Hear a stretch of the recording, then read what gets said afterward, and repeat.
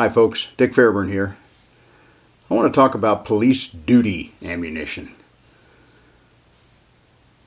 The .40 Smith & Wesson caliber rose to prominence and became really kind of the #1 cartridge out there for police sidearms, but several agencies in the last few years have taken a step back to the 9mm.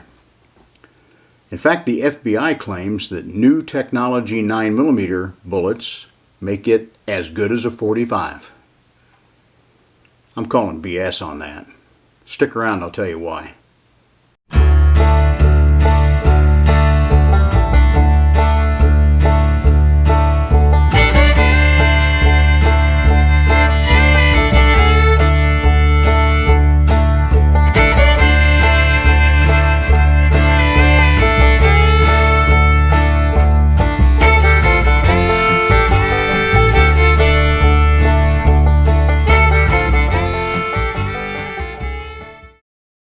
When the .40 Smith & Wesson cartridge came onto the police market, it offered the chance to fire bigger bullets through a 9mm sized platform.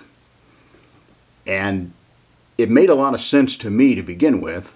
In fact, I helped one major state police agency move from 9mm sidearms to the .40. And the reason we did that primarily was because the high volume of vehicle-involved shootings that state police agency had over the 10 years before we made the switch. And if you look at any testing in the FBI 8-part test, which includes things like automotive windshield glass, sheet steel simulating the doors of vehicles, the 9mm doesn't do a really good job of getting inside of a vehicle unless you open the door for it first. When you start out with more bullet metal going down range, it's able to get more bullet metal through those barriers and damage that person inside who you're justified in using deadly force against. Windshield auto glass especially is destructive to any bullet. Even full metal jackets are sometimes severely damaged by passing through that glass, which is really 2 layers of glass with a very tough kind of a polymer material sandwiched in between. When I made the argument to the Illinois State Police that they should move up to the .40 for that better terminal performance, one of the high-ranking brass there asked me, well, gee, if a .40 does a better job than a 9 at getting in a car, wouldn't a .45 do a better job yet? And my answer, of course, was yes. The problem with the .45 was finding a pistol that everybody could handle. The 1911 pattern pistols offer very small grips, and I've had some very, very small people shoot them very well. The problem is training. You got to walk around with a pistol that's cocked and locked, and a lot of police administrators get a little weak in the knees when they think about that. Plus, as much as I am a 1911 fanatic, it's old technology. It needs hand fitting of some of its parts, and the maintenance of the pistol requires a higher degree of training for armorers than just simple parts replacement of something like a Smith & Wesson M&P or a Glock pistol. The striker-fired pistols, the Glock, we'll just throw that name out there. They have about 60 or 70% of the police market. The Glock 45 at the time is a double-stacked magazine, and it's a big pistol. I can shoot it. I don't have large hands, but I can shoot those big frames fairly well. Glock has come out with an SF model, they call it. It's a short frame, so it has a little bit shorter trigger reach. That helps, but it's still a big pistol. And nowadays, we're getting some small cops. And with the shortage of police officers being recruited into the system now, we need every advantage we can get. So the .40 really represented the most bullet that we could launch from a 9mm sized platform that the vast majority of people can handle. Now Glock, I've been urging Glock for years to bring out single stack pistols, and they have now. They started with a little .380, then a 9mm. Now they have the 9mm Model 48, which is really the Model 19, which has always been their most popular model. This is a full-size pistol, but it has a single stack magazine and 10 rounds instead of 15 rounds in the magazine. They call it a slimline.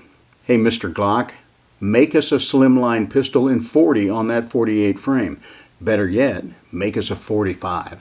Then we'll be able to have all people be able to handle that large caliber. But let's get back to talking about the .40 and the 9. the 40 being the popular cartridge for several years, but now these agencies are stepping back to a 9mm. The 40 has always been a little bit of a temperamental cartridge. The geometry of it makes it not suited for pistols other than 9mm size weapons. When the 40 became popular, a lot of people tried to create 40s on a 1911 platform, thinking that, especially police officers, hey, I've got that big supply of 40 caliber ammo out there, make me a 1911 to fit it. And a number of groups did, individual pistol smiths. I believe Springfield Armory included it in their list for a while. But the 40 really developed a terrible reputation for reliability in the 1911 platform. It really functions through pistols designed for 9mm length cartridges. That's where it works the best. Springfield has an EMP pistol, which only is chambered in 9mm and 45. It's kind of a shrunk down 1911 frame, and the 40 works really well there. Now, some critics have always complained that the 40 Smith & Wesson cartridge had a rather sharp recoil impulse. In our testing that moved the state police here in Illinois from a 9mm to 40, the first test we did was a 9 against 40s, and we deliberately took some small and some female shooters, and they really couldn't tell that much difference in recoil from one to the other. I've been doing this for a long time, and I have been convinced that recoil is, first of all, it's a mental problem, not a physical problem. And to me, it is a matter of grip, not recoil. If you can get a solid grip on the pistol, almost anyone can shoot 9, 40, 45. I'm not leaving the 357 SIG out. I've had comments on several of my other videos. The 357 has a small following out there, but very vocal. 357 is a viable self-defense cartridge, no doubt about it, but it's dying out pretty rapidly. So I think saying that you're going to move back to 9mm because it has softer recoil, that's true. It does have softer recoil. I'm not sure that's much more than a training problem, however. We can train through that and get those bigger bullets that are going to do a better job through intervening cover. I'd like to take a little time to do a little business. First of all, shameless plug for my book, my second book, Building a Better Gunfighter. I have a number of these in paper copy. They are still available on either eBay or on my website at dickfairburn.com. The first book, Police Rifles, is no longer in print, but both of these will soon be out in an ebook format, so you can pick them up that way. I would also like to ask you to please subscribe, ring the little notification bell, and if you like what I'm doing here, give me a thumbs up. That's what helps grow this channel. That's what helps develop more content for you that are interested in what I want to do. So I appreciate it if you could buy the book, if you can subscribe, ring the bell, and give me a thumbs up. Thank you very much. Talking about self-defense cartridges that didn't quite make the cut, 357 started to take off, but mostly because SIG was essentially giving pistols to police agencies to try to get them to jump on board with it. And many stayed with it for a few years, but then eventually wandered back to generally either the 40 or the 9mm. Another cartridge, this was Glock's idea, and apparently they thought, if a 40 launches a bigger bullet from a 9mm pistol, how about a 45 in 9mm length? And that was called the Glock action pistol, or the 45 gap. A few agencies did adopt it. It's the biggest bullet you can launch from that size of grip, but it never really caught on big, and I think it's almost, completely dead now. But the heart and soul of what I want to talk about is the FBI claim that the 9mm technology in bullets today makes it as good as a 45.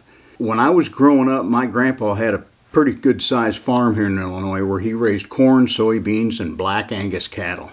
So I know the smell of bullshit when I smell it. And to say that a 9mm bullet is going to give the terminal performance equal to a 45, bullshit is the only word I can use. Perhaps the newest technology of 9mm bullets could equal older technology in the big 45 cartridge. But that's not how we measure. If we measure across, and I'm going to show you close-ups here of these are gold dots. You could pick any caliber, any brand of technology you want. In fact, these are old technology. These are the first generation of gold dots from Spear Ammunition.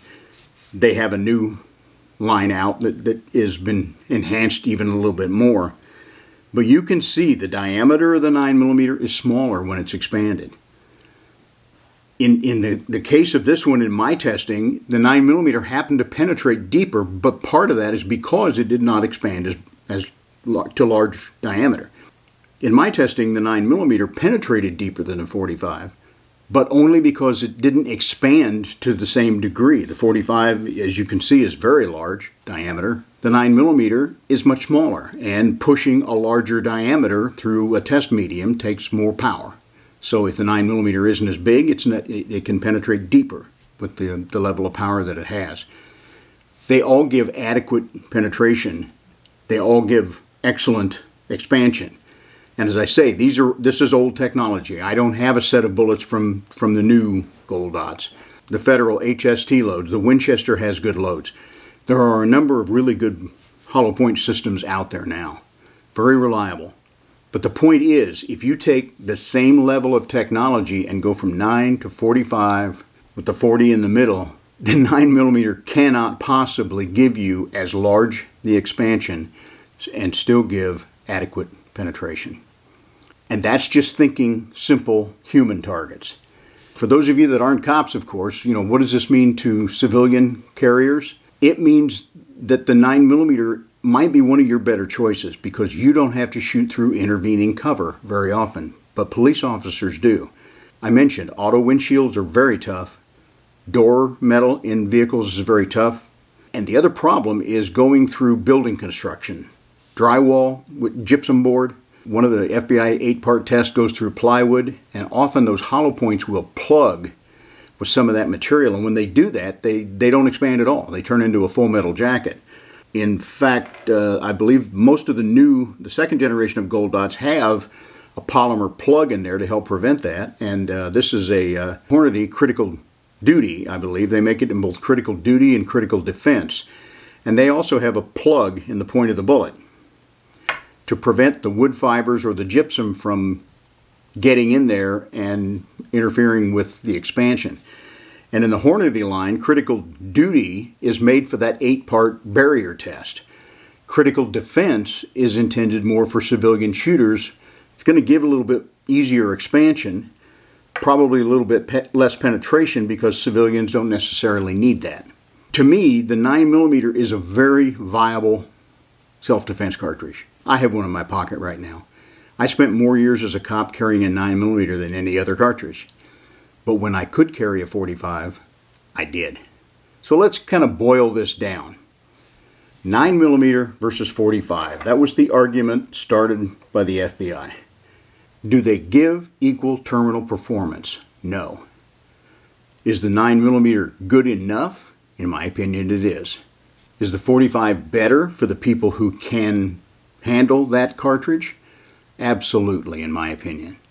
And for police officers especially, where you have to deal with automotive-related events, I really think you ought to stick with a 40 caliber or larger to get through that windshield glass and be able to land a sizable chunk of whoop-ass onto that bad guy on the other side. So let's kind of run down the checklist here. The things that are important to us are terminal performance. Is the 9 better than the 45? No, it's not. Unless you mismatch the technologies, there's no way to make that argument fly. Recoil. Does a 9mm offer the softest recoil? Yeah, give them a check mark there. But in my experience, as long as the pistol is of a manageable size for the shooter's hands, I've seen them shoot 9mm, 45s, 357 SIGs perfectly.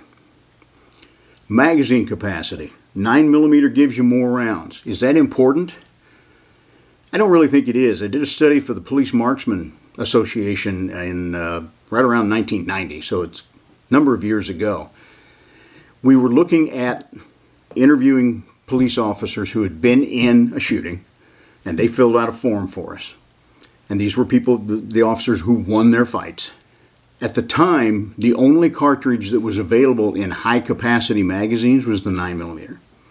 There were no big double-stack 40s or 45s available yet. They were about to come on the market. The 45 was about to come on the market with Glock, and the 40 a year or two later. When we looked at the number of rounds fired per incident by the police officers, For the 38s, the 357s, the revolvers, the average was about 3 shots per event. When we got to the 9mm, it doubled. It went to about 6 rounds per event. Now we go to the 45, there were a number of those shootings involved, but of course they're always single stack pistols. The number of shots fired was about 3 to 4 again. So what I deducted from that, and I think I think it's a valid argument, the reasons the cops were shooting more 9mm is because they had more 9mm. When we analyze shootings today with high-capacity pistols available in every caliber, we see a lot of shots fired. And I think the reason they're shooting more rounds per incident now is not that the bad guys are any tougher, it's just simply that they have more rounds available. Do you need that many rounds for a gunfight? Can a single stack 9mm, let's say the Glock 48, 10 rounds plus 1 as opposed to a 19 or a 17, the full size, with 15 rounds plus 1. I mean, is 11 rounds enough for the average gunfight, police or civilian? Absolutely. So I think the magazine capacity with the availability of high cap magazines on all calibers nowadays, I think that's overdone. Does the 9mm technically win? Yeah, they do. How about ammunition cost? Can't argue with that. The 9mm costs less than a 45, or a 40 for that matter. You're paying for copper, zinc, lead, primers, brass cases. The less metal you have to buy to make the cartridge, the less it's going to cost. So the smaller 9mm is always going to cost less than a bigger round. Can't argue with that one. So what's the bottom line here? Am I saying the 9mm is not a good round? Not at all. I'm just saying when you claim that it's going to perform as well as this, as your argument for stepping back from a 40, the only person you're bullshitting is yourself. If you disagree, you know how to send a comment in here. Let's hear what you have to say. Thanks for watching. Okay, we got them both here now. You ready? Bud got one. Ginger got one.